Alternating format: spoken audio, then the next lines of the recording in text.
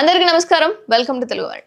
I బొమ్మ అసలు దీని పేరు ఎత్తకుండా ఇప్పుడు అసలు న్యూసే లేదు. 1 వీక్ నుంచి తెలుగు 2 స్టేట్స్‌లో కూడా టాప్ ట్రెండింగ్‌లో ఉంది ఐ బొమ్మ అనే పేరు అండ్ రవి అనే పేరు. అయితే ఐ బొమ్మ రవి అరెస్ట్ అవ్వడం, ఇక పైరసీ వెబ్‌సైట్‌ని క్లోజ్ చేయడం, అలాగే ఒక వెర్షన్ మాత్రమే. కానీ మరో వెర్షన్ ఏంటి అంటే దీని మీద ఒక పెద్ద డిస్కషనే జరుగుతుంది ఇప్పుడు.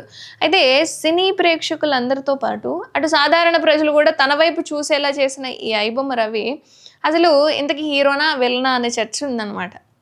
ఇందులో ఎవరి వాదనలు వాళ్ళు వినిపిస్తున్న సమయంలో విచారణలో రవి ఆగడాల గురించి సంచలన నిజాలు వెలుగులోకి వస్తున్నాయి. పైకి సాఫ్ట్‌వేర్ ఇంజినీర్‌లా కనిపించే రవి లోన కరుడు కట్టిన హార్డ్‌వేర్ క్రిమినల్. టాలీవుడ్‌ను పైరసీ భూతంలా పట్టిపిడించిన ఈ ఐబొమ్మ రవి పర్సనల్ లైఫ్‌లో కూడా సేమ్ టు సేమ్ రోల్‌ని పోషించాడు. అయితే ఐబొమ్మ రవిది మొదటి నుంచి క్రిమినల్ మెంటాలిటీ అని పోలీసులు చెప్తున్నారు. పెళ్లికి ముందు నుంచి అనేక క్రిమినల్ చర్యలకు పాల్పడ్డట్టుగా గుర్తించారట.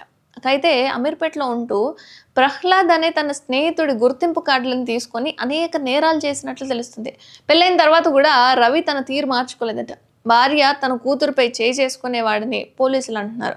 ఇక కూతురుపై చేసుకోవడం క్రిమినల్ మెంటాలిటీ కారణంగానే రవికి తన భార్య విడాకులు ఇచ్చినట్లు పోలీసుల విచారణలో అయితే చెప్పారు. ఇక ఐబొమ్మ రవి భార్యను సైతం విచారించారనమాట పోలీసులు. అయితే తనను చిత్రహింసలకు గురి చేస్తున్నట్లు ఆమె చెప్పినట్లు తెలుస్తుంది.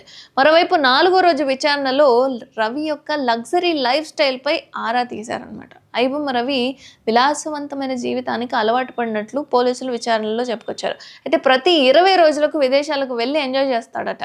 Netherland, Switzerland, America, France, Thailand, Dubai ఇలా అన్ని ప్లేస్లకు వెళ్ళి వచ్చేవాడట. అయితే అరెస్టుకు ముందు ఫ్రాన్స్ నుంచే హైదరాబాద్కి వచ్చాడట. ఇప్పటిదాకా కూడా 40 సార్లు ఫారెన్ ట్రిప్స్కి వెళ్ళాడని, ప్రతి చోట లగ్జరీ హోటల్స్లో స్టే చేసినట్లు చెప్పుకొచ్చారు.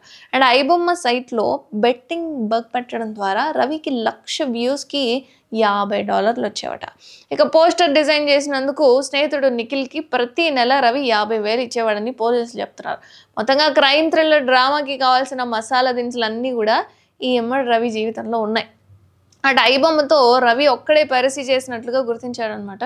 అండ్ సినిమాలను పైరసీ చేసి 5 ఏళ్లలో ₹100 కోట్ల వరకు సంపాదించినట్లు తేల్చారు. అయితే 20 కోట్ల రూపాయలకు సంబంధించినవైతే బ్యాంక్ లావాదేవీలు అనేవి గుర్తించారు. అయితే ఈ సినిమాలన్నీ కూడా టెలిగ్రామ్ యాప్ల ద్వారా పైరసీ సినిమాలను కొనుగోలు చేసినట్లుగా వెల్లడైంది. చూడాలి మరి ఈ ఐబొమ్మ రవికి ఎటువంటి శిక్ష వేస్తాడు, ఈయన ఎటువంటి శిక్షకు అర్హుడని మీరు భావిస్తున్నారు? కామెంట్ చేయండి.